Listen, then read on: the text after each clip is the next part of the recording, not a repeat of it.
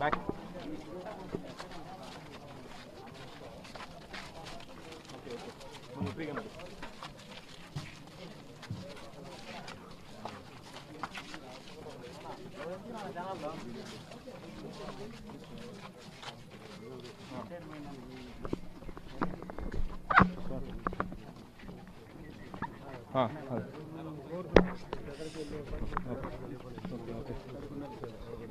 Sir phone మాట్లాడండి sir ఫోనే just మాట్లాడుకుంటే ఇలా వచ్చేసింది సార్ డీకే పెడతాను ఫోన్ ఇచ్చా నాకు ఫోన్ ఇచ్చా అదెందుకు ఫోన్ ఇచ్చి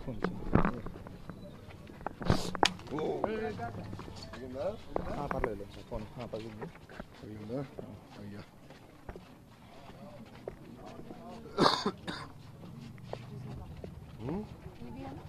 హలో సార్ లోకేష్ గారు మనకి లైవ్ లో ఉన్నారు. లోకేష్ గారు గుడ్ ఈవినింగ్ అండి. ఒక మంగళగిరి కాన్స్టిట్యున్సీలోనే ఈ పరిస్థితి ఎందుకు తలెత్తింది?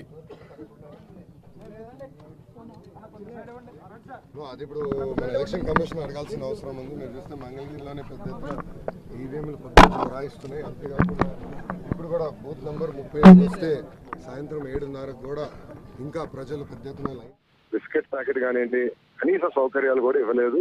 ప్రజల్ని చాలా ఇబ్బంది పెట్టడం జరిగింది. నేను అబ్జర్వ్ చేశాను. ఒక అరగంట క్రితం మహిళలు మాతో కూడా మాట్లాడారు. 12 గంటల నుంచి వెయిట్ చేస్తారు వాళ్ళు. ఇప్పటి వరకు కనీసం వాళ్ళకి తాగడానికి నీళ్లు లేవు. మరి ఇప్పుడు చీకటి అయింది, కరెంటు కూడా ఉందో లేదో తెలియదు లోపల. ఇలాంటి సిచ్యువేషన్లో వాళ్ళు ఎప్పటి వరకు ఉంటారో తెలియని పరిస్థితుల్లో ఎన్నికల కమిషన్ మీద మీ ఒపీనియన్ ఏంటి? రమ్మని చెప్పాం. మేము కూడా ఎలక్షన్ అధికారులతో మాట్లాడాం. రమ్మని చెప్పాం. ఎవరు ఉంటే కదా ఇక్కడ, ఎవరు లేరు ఫీల్డ్లో, అందరు ఎక్కడున్నారు కూడా తెలియదు. అందరు రమ్మని చెప్పాను. నేను ఇక్కడ కూర్చుంటాను, మీరు వచ్చేవారు నేను కదలేదు లేదని కూడా చాలా స్పష్టంగా చెప్పాను. అందరు రమ్మని చెప్పాను. చాలా బ్యాడ్గా ప్లాన్ చేశారు. కనీస సౌకర్యాలు ఇవ్వలేదు. చాలా చిన్న రూము. మేము గతంలో ఎంత పెద్ద బూత్ ఉన్నప్పుడు వద్దండి చిన్నవి చేయమని చెప్పాం, పట్టించుకోలేదు. ఇప్పుడు వాళ్ళు రావాలి, ప్రజలకు వాళ్ళు సమాధానం చెప్పాల్సిన అవసరం చాలా ఉంది. ఎందుకంటే ప్రజలు చాలా పెట్టుకున్నారు. చాలా దూరం నుంచి వచ్చి ఒక డెమోక్రసీ స్పిరిట్లో ఓటు వేయాలని తప్పంతో వచ్చినప్పుడు ఇన్ని గంటలు వెయిటింగ్ పెట్టి 12 గంటలు కూడా ఓటు వేయనిపోతే ఇంకేంటంటే ప్రజాస్వామ్యం నాకు అర్థం కావాలని ఎందుకు మంగళగిరిలోనే చేస్తున్నారు? I demand explanation from Election Commission of India. Right Lokesh garu, one more thing we noticed, ఉదయం నుంచి కూడా చాలా నియోజకవర్గాల్లో దాదాపు ఒక 10 నుంచి 15 నియోజకవర్గాల్లో ఎక్కువ శాతం ఈవీఎంలు మొరాయించాయి. ఉదాహరణకి మంగళగిరి నియోజకవర్గంలో 7, ఉరవకొండ నియోజకవర్గంలో 7, ఇట్లా 5 నుంచి 7 ఈవీఎంలు మొరాయించిన నియోజకవర్గాలు మేము చూసాం. ఒక 10 వరకు టార్గెటెడ్గా జరిగింది అనుకుంటున్నారా? Is there any conspiracy behind this? లేదు. నో మీరు అక్కడనే తప్పబడుతున్నారు. పొద్దున 30% ఈవీఎంలు మొరాయించినాయి మా నియోజకవర్గంలో. తర్వాత గంటన్నర 2 గంటలు 3 గంటల తర్వాత సెట్ చేశారు. 1 గంటకి దాదాపు 6-7 బూతుల్లో అసలు పోలింగే స్టార్ట్ అవ్వలేదు. మధ్యాహ్నం 1 గంట వరకు కూడా పోలింగ్ స్టార్ట్ అవ్వలేదు.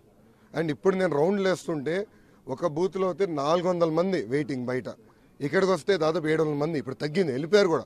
200 మంది ఓటర్స్ని ఏకంగా వెనక్కి పంపించింది ఎలక్షన్ కమిషన్.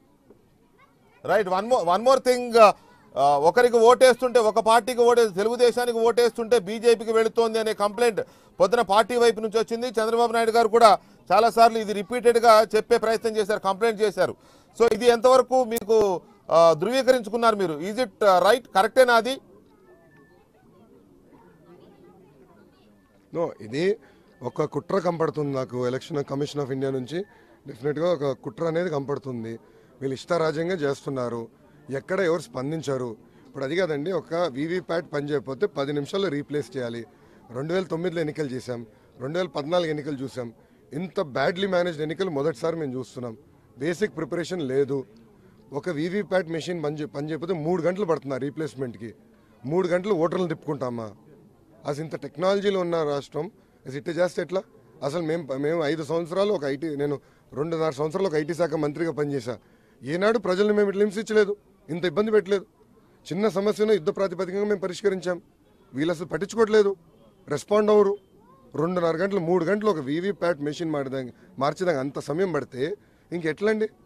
పాపం పోలింగ్ ఏజెంట్స్, పోలింగ్ ఆఫీసర్స్ కూడా ఏం చేస్తారు? వాళ్ళు కూడా చేతులు ఎత్తున్నారు. మమ్మల్ని ఏం చేయమంటారు సార్, మెషిన్ పని చేయట్లేదు.